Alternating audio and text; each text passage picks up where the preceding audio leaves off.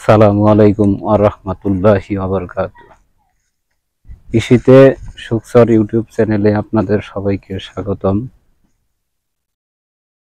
আজকে কথা বলবো আপনারা নেপিয়ার ঘাস চাষ করার জন্য কোন ধরনের জমি নির্বাচন করবেন। আমাদের আশেপাশে দেখেন এগুলা সব নেপিয়ার ঘাস চাষ করছে। এখানে প্রায় 1.5-2 বিঘা জমি হবে নেপিয়ার চাষ। মূলত নেপিয়ার চাষের জন্য উপযুক্ত জমি এগুলো।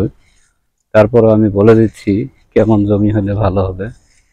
নেপিয়ার ঘাসের জমি সর্বপ্রথম যেটা দরকার সেটা হচ্ছে যে জমিতে পানি না জমে অথবা বন্যার পানি না ওঠে, অর্থাৎ উঁচু জমি। আর চাষ করার পরে যদি জমি আপনি ড্রেন ব্যবস্থা করে দেন তাইলে সবচেয়ে ভালো হয়। একটু একটু পানি, বৃষ্টির পানি যদি খেতে জমেও সেটা যেন ড্রেনের মধ্যে দিয়ে নিষ্কাশন হয়। যদি পানি নিষ্কাশন ব্যবস্থাটা ভালো হয় সেক্ষেত্রে ঘাস মরে যাওয়ার সম্ভাবনা খুব কম থাকে। আর যদি খেতে পানি নিষ্কাশন ব্যবস্থা না থাকে, পানি জমে থাকে ঘাসের গোড়ায়, তাহলে দেখবেন যে আর কি পানি টানা যদি 3 থেকে 4 দিন থাকে সেক্ষেত্রে ঘাস মরে যাবে 90% সত্য কথা। আর যদি বেঁচে যায় ভাগ্যক্রমে সেটা হচ্ছে 10%। আর আপনাদের অবশ্যই খেয়াল রাখতে হবে যে জমি একটু ঢালু টাইপের, অর্থাৎ আপনার যে গাছের গোড়া থাকবে গোড়া থেকে মূল জমি যেন একটু নিচু হয়। গাছের গোড়াটা যেন একটু জমিতে উপরের দিকে থাকে, অর্থাৎ গাছের গোড়ায় যেন 1 ফোঁটা পানিও লেগে না থাকে। যদি পানি লেগে থাকে বা জমে থাকে তাহলেই ঘাস মারা যাওয়ার সম্ভাবনা থাকে।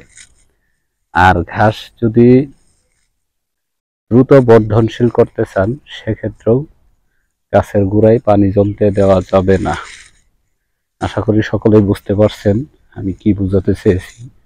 জমি নির্বাচনের ক্ষেত্রে অবশ্যই খেয়াল রাখতে হবে। আমাদের জমিতে দেখেন আমরা